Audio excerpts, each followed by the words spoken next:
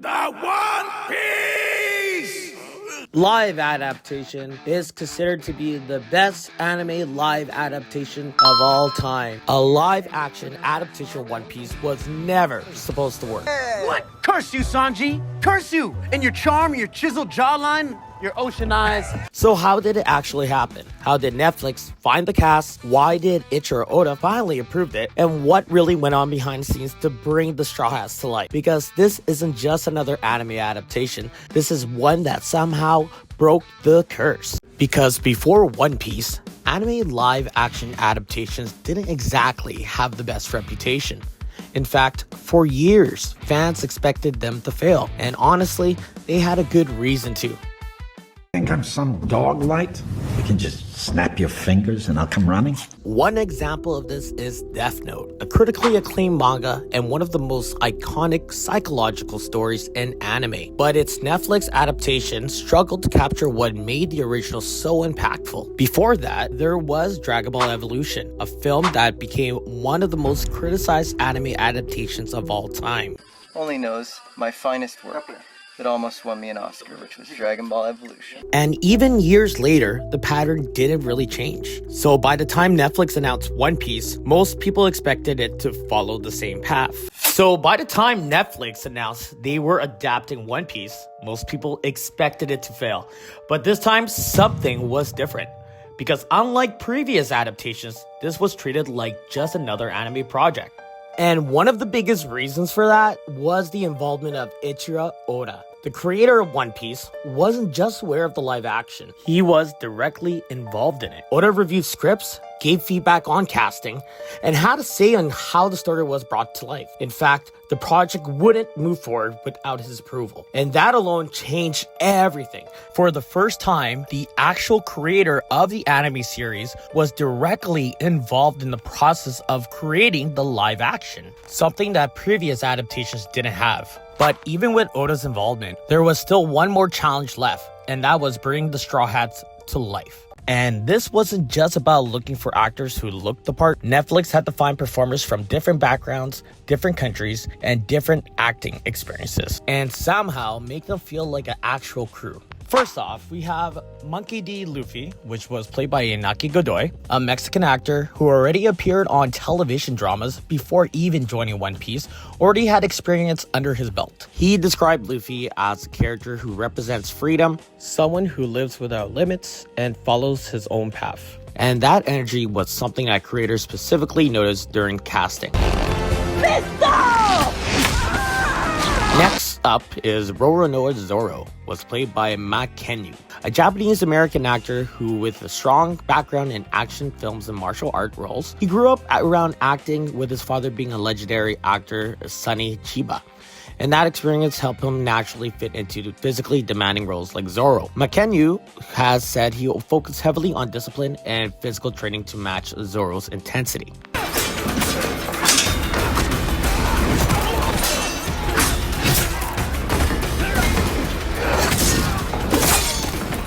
Emily Rudd was cast as Nami, an American actress with experience across television and film. Nami is a character defined by both intelligence and emotional depth, something Rudd has said she connected with deeply when preparing for this role.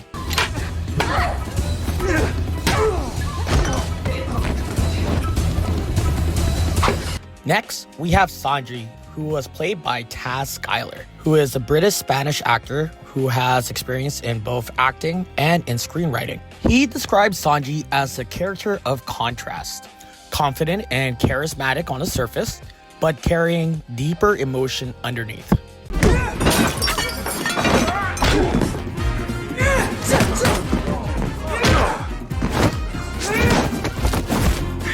Usopp was portrayed by Romero Gibson, an American actor who already had experience in television before even joining One Piece.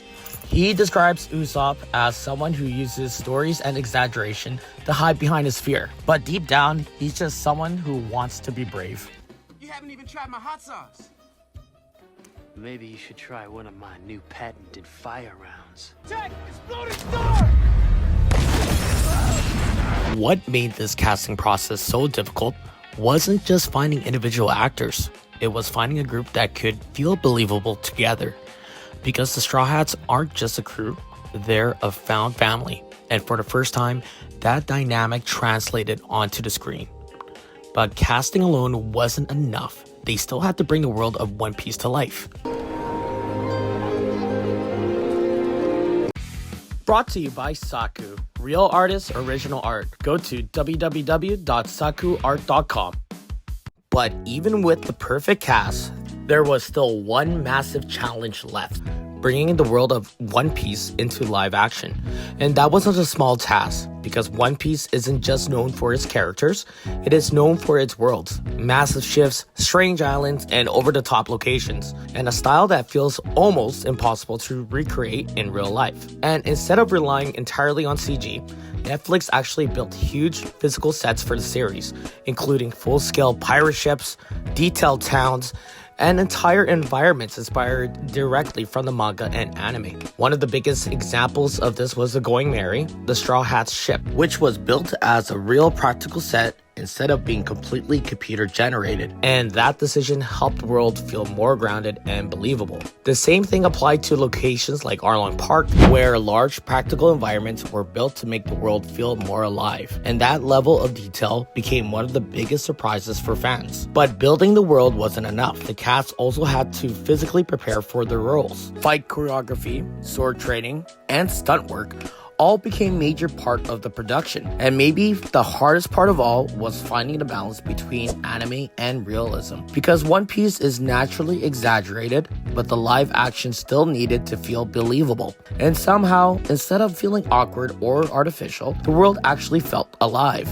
But even after all that effort, fans still weren't fully convinced. Not until the trailers finally released. How do you say great in Japanese? Psycho! One Piece Psycho! Yeah! But even after all the effort, fans still weren't fully convinced. Failed anime adaptations had already damaged people's expectations. And when the first trailers for One Piece finally released, a lot of people were expecting the worst. Some fans were worried about the series would feel too artificial.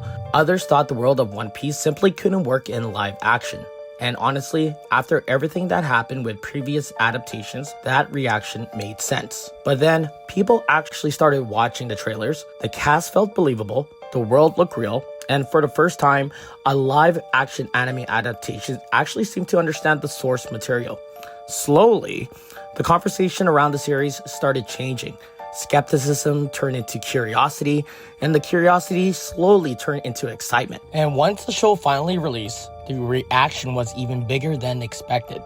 Fans praised the chemistry of the Straw Hats, the practical sets, the balance between humor and emotion, and most importantly, the respect shown toward the original story. For a lot of fans, this wasn't just a surprisingly good adaptation. It felt like proof that the anime live action could actually work. And that's what made One Piece different. It didn't just survive the live action curse, it changed people's expectations completely. So what changed with One Piece? Why did this adaptation succeed when so many others failed? It wasn't just the budget, it wasn't just the cast, and it wasn't just the production. It was direction. From the beginning, Ichiro Oda stayed involved in shaping the series, making sure the core of One Piece wasn't lost in translation. And instead of trying to rebuild the story, the creators focused on translating what already made it work. Because most adaptations either try to copy everything exactly or change it beyond recognition. But this one did neither. It chose what to keep and what to let go. And that balance is what made it work. The Straw Hats didn't feel like actors playing roles. They felt like a crew that actually belonged together. The world didn't feel like a fantasy set. It felt grounded enough to believe in. And suddenly, the story wasn't just about pirates or treasure anymore. It was about something simpler, people chasing a dream and refusing to let it go. And maybe that's the real reason it connected. Not because it was bigger or louder or more expensive, and because it understood what it was in the first place. And that's how One Piece changed anime live action forever. Not by reinventing it, but by proving that understanding the story is enough.